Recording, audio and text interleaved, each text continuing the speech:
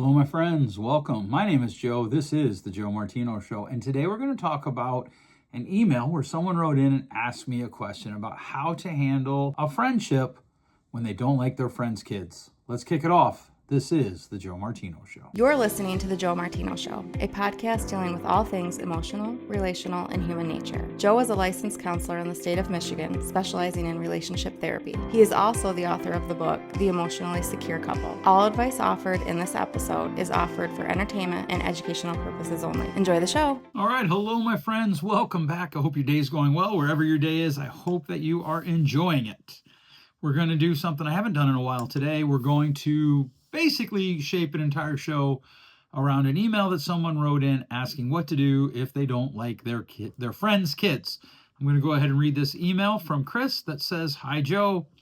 The subject of the email was, "I need your help. I am writing you because I have a question that I cannot seem to find on your website anywhere. First of all, let me tell you that I enjoy your podcast and your blog."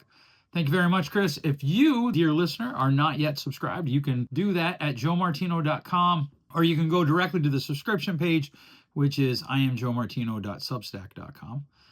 I'm not that into the religious one, though. Okay, so that one is hidingbehindgod.substack.com, and that one is all about religion, spirituality, and our faith and how that works out today. I know not everyone's interested in that, and that's why I have separated them out.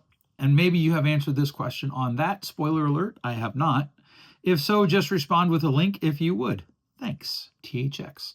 If not, I have a serious question. I have a good friend named Mike. I really like Mike. We've been friends for a long time. My problem is that I don't like his wife or his children. And I'm not talking like little children. I actually liked his kids when they were little. I don't like his older teenage children. I think they're all brats. He has 5 kids. The 3 oldest are 20, 18, and 17. Well, Mike was a busy fella. I had kids that close together. That's very busy. Here's where he supersedes me in effort. He has a 15 and a 13-year-old. His 13-year-old is best friends with my 14-year-old. I actually like that kid. The rest of them, though, are just jerks, and his wife is incredibly lazy and always complaining at him. Not quite the word Chris used, but I want to stay on the right side of happiness and the FAA and all that. I'm not sure how to handle the situation. My wife hates hanging out with them as a family. This is hard because Mike and I have been friends for a long time. We actually go so far back that we played fantasy football before it was digital. Any advice you could offer would be greatly appreciated. Thanks, Chris. First of all, I'd like to say thank you, Chris, for writing in. I appreciate it. It's very kind of you to take time to do that, and thank you for listening to the show. And it does bring up an interesting question. I have some friends that I will sometimes cut and paste the emails I get to them in a group chat that we have as a family. And when I did that, the wife actually wrote back and said, "Hey, that's a good question," which I agree. It is a good question because it can be a difficult topic to figure out what's going on. Because what do you do when you don't like your friend's kids? And in this case, it might even be a bit more complicated because it sounds like Chris's kid, he didn't say what gender they were, but Chris's kid is also best friends with one of the kids, and he likes that kid, air quotes. I wasn't able to follow up with Chris between getting the email and recording this. And the day that this drops, this episode will be April Fool's Day. So hopefully you have a fun joke to play on some friends. A couple of years ago, I put up on Facebook that my wife and I were excited to announce that we were moving back to PA, and people thought it was real. So I've stopped doing that type of stuff. But, you know, your mileage may vary, as the saying goes. All right, so here's today's question we want to explore on our episode today. What do you do when you like your friend, but you really don't like the people around them? The people that he has surrounded himself with, the people that are in her inner circle. And unfortunately, this situation is more common than people think or that they admit. So let's talk about it today. I think the first problem that Mike has to admit, that Chris has to admit, he doesn't actually have a Mike problem. I know that's what he thinks, but he really doesn't. He has a boundary and expectation problem. I guess I should say he definitely has an expectation problem, and he probably has a boundary problem too. Because a lot of people quietly or silently actually assume that friendship means I'm friends with you, so I also have to be friends with your wife, your husband, your kids, your extended family, your dog, and we have to share vacation plans. And that actually is not true at all. It's not how reality works. And in fact, there are people that you can be friends with that your spouse might not like. And there's probably some nuance to that. But the truth is, you do not need to hang out with everything, right? You need to have clear expectations. You do not need to like. Imagine if I could talk. I haven't said that in a long time, but there it is. You do not need to like everyone that is in the life of someone that you do like, because you can deeply enjoy someone that as a friend and still not enjoy the environment that they have around them, because those are two different things. Now, would it be ideal if Chris liked Mike and his wife and his kids? For sure. Would it be ideal if Chris liked Mike and his wife and that Chris's wife liked Mike's wife? Absolutely. That would be ideal. And I think that's the problem. Everybody kind of sets their expectations off of what's ideal. But ideal doesn't happen regularly. It's the reason it's ideal is because, well, I don't know that that's an accurate statement. I was about to say the reason it's ideal is because it doesn't happen that often. But we have a lot more of less than ideals than we do ideal in our life. And we have to accept that, especially when it comes to our friendships. And that becomes the first expectation that we kind of have, that just because you and I are friends doesn't mean I have to like your wife. Doesn't mean that you have to like my wife, which if you didn't, I don't know why you wouldn't, but we don't have to share that. The second expectation that we have to kind of understand is that we're allowed to like some people and not others. And I know that this sounds obvious, but a lot of people struggle with it. You don't have to like everyone. And especially like where I live in West Michigan, if you can't see me, go blue. If you're not watching this, if you're listening to it, I'm recording today and they have a big game today. So we're wearing all blue. I'm going to miss the game while I record my podcast. That's the level of dedication I have for you, my listeners. There's some humor there. But we don't have to like everyone. And in our society here in West Michigan, that is not, we have to get along with everyone. We have to like everyone.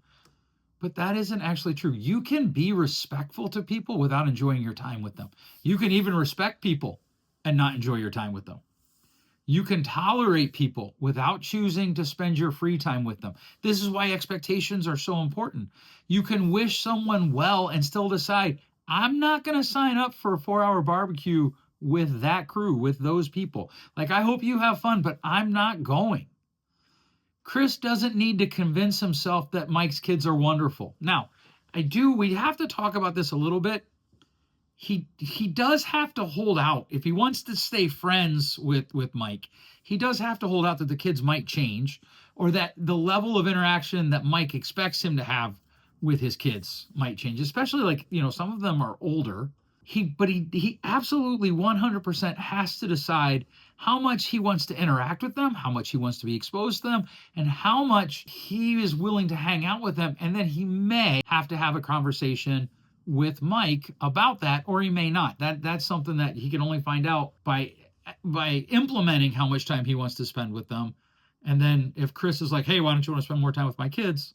If Mike is that way, then he's going to have to have a conversation. One of the realities of our lives is that our friendships change as we grow, right? When people are single, honestly, friendships are relatively simple when everybody in the friendship circle, I hate the term friendship group. I think it's used in just awful ways today. And so I don't use it much. If I use it in this episode, that's because I'm just moving through and I'm looking at my show notes and I'm moving super fast. But in the friendship circle, if everybody's single, it's relatively simple. It starts to get more complicated when people get married and start raising their kids, because schedules change, priorities change. Some people are into sports, some people aren't. Some people are into dramas and musicals, and some people aren't. Some people are into traveling, and some people aren't. Household dynamics change, and with that dynamic change comes a priority shift. Sometimes you stay close friends, and sometimes you become activity friends. I think one of the problems in America, one of the reasons that so many people are so lonely right now, is we mostly have activity friends. We don't actually have deeper friends, right? And activity friends could be golf friends, fishing or hunting friends, coffee friends. What I think about a lot is a lot of people have their kids' sports activity friends. So they're friends with people who are the parents of other kids who play the same sports that their kids play, which is totally fine. But that doesn't typically translate to deep relationships. Now, look, don't come for me. Don't send me emails about like, my best friend and I met in 1972 when our kids were playing sports, and we've been best friends for the last 58 years. I get it. It happens. but it's not that common. I have guys that I hunt with, that's the only time of the year I talk to them. There's guys that I go to men's group with, and that's the majority of the time that I talk to them. Like if I see them out and about, even that, our conversation is around men's group, because we stopped doing family stuff together and we just maintain the friendship one-on-one. Those are activity friends, or those are group friends, right? In other words, there's not a lot of guys in my men's group that I have hung out with their families, because that isn't the nexus of our friendship. Work friendships. I have work friends. I had someone who worked here who was a friend, and when they decided to leave, they decided to go open up their own business, and we applaud that, we celebrate that. But she was like, hey, will you go do lunch? No, this is the nexus of our friendship. I'm married. You're single at the time, but soon to be married. I'm not going to do that. And I understand people have different boundaries, but that's one of my boundaries. Here's the thing about activity friends. That's not failing. That's living life in the real way that it is. That's living life in the way that it is real. In other words, it's living the life we have. Because here's the thing. I don't have enough time to actually be able to manage all of my activity friends at the same level that I manage my deep friends. I just don't. Not only is that okay, but that's good and it's healthy. Now, this is kind of base work before we get to the problem of like, okay, but what happens when I don't like the people around them? Because one of the things that we tend to have is we tend to have bad expectations about friendships. I've talked about this in a lot of different episodes, where we tend to expect that we'll have a lot more friends than what most science tells us we can manage. And people are quick to blame social media and all of that for that. Maybe that's it. I don't know. I do know that it's rare. Humans tend to be humans, and I don't really see a difference when I look at history. But that is what it is. Because here's the thing, when we start to work, instead of what's going on with the friendship, we start to look at what are my expectations about the friendship. We do have to ask some questions. What are my expectations about the friendship? And what is the other person's expectation about the friendship? And how well do they align? Because the mistake that most people make is they tend to either tolerate situations that they hate, that they loathe, that they cannot stand, or they blow up the friendship. And both of those are destructive. Neither one is necessary, because there is a middle path, and it's relatively simple. You change how you spend time together and you adjust it. I'm going to give you an example. My wife and I have friends who absolutely love to have parties. They're very extroverted. They have a beautiful home that they have done a lot of work on, and they have a lot of parties. They have a summer party, a winter party, a white party where like everybody wears white. They have anniversary parties, all these parties. And there's a lot of people there. I don't really like parties. I don't like big parties. I don't mind hanging out with like 2, 4, 6 people. I always tell people if it's the 2 of us and the 2 of you, I'm good. If it's the 2 of us and the 2 of you and another couple, I'm good. But that's really where I voluntarily spend my time. Now, there's another complicating factor in this. Our friends and us, we live in the same circles. And so they invite people. We live in the same town, put it that way. And so they invite people from our town to their parties, which makes sense. But some of those people are our clients at our counseling practice. Well, now we've got all sorts of things. I've got ethical implications I have to consider and work through. And so a lot of times we don't go to the parties. And we finally had to have a conversation with them and be like, hey, we just want to set really clear expectations with you and make sure that the air is clear, so to speak. We're not coming to your party because we don't like you. We're not coming to your party because we think there's something wrong with them. It is true that I'm not a big fan of parties, but it's also true that there are some other factors that we have to work through, and we just want to make sure that we have the same expectations. We're always happy to hang out with you. We can't always hang out with you at one of your parties. And what we're doing there is we're setting clear expectations, and we're talking about boundaries. Now, here's where this episode starts to make the pivot for Chris's answer. Because here's the practical solution, Chris. Spend time with Mike without the whole family. Grab breakfast, get coffee, maybe go to a game, go fishing, go hunting. Keep the friendship, but stop forcing the group hangouts that everyone seems to dread. You didn't bring up whether or not Mike's wife likes your wife or whatever, but your wives may not like each other. And you might even need to talk to Mike about it. Like, hey, how do you feel about us just hanging out? I don't want you to. You're going to have to read that. You're going to have to kind of understand his body language. But you're just going to have to talk to him about like, my friendship is with you, and let's focus on that. And then as his kids grow, maybe they move on, maybe they move out of the house. Maybe his wife and your wife come to better grounds. Maybe things improve. Now, this doesn't mean that you should never hang out with them. We don't want to get caught in all or nothing thinking, but it does mean that it makes sense to adjust the format and the time that you spend with him. You don't need to blow the friendship up, but you do need to accept what is. Your wife and his wife may not just get along. You may just not like his adult children, and that's okay. Now, I realize not all of his children are adults. You may not like his merging children, his children that are becoming adults. Certainly the 20-year-old is an adult. There is an important reality here, though, that we have to consider. And sometimes when we can't stand someone else's family, it's because we're reacting to values we don't actually respect or endorse or want, right? And let's just look at this email for a minute. He said the wife was lazy, the disrespectful kids, the constant complaining. He actually used a much stronger word than complaining. That's the stuff that wears people out. It might be wearing your friend Mike out. And that's why I would encourage you to keep the friendship with him. Because even then, the question remains the same. Do you want to be friends with Mike?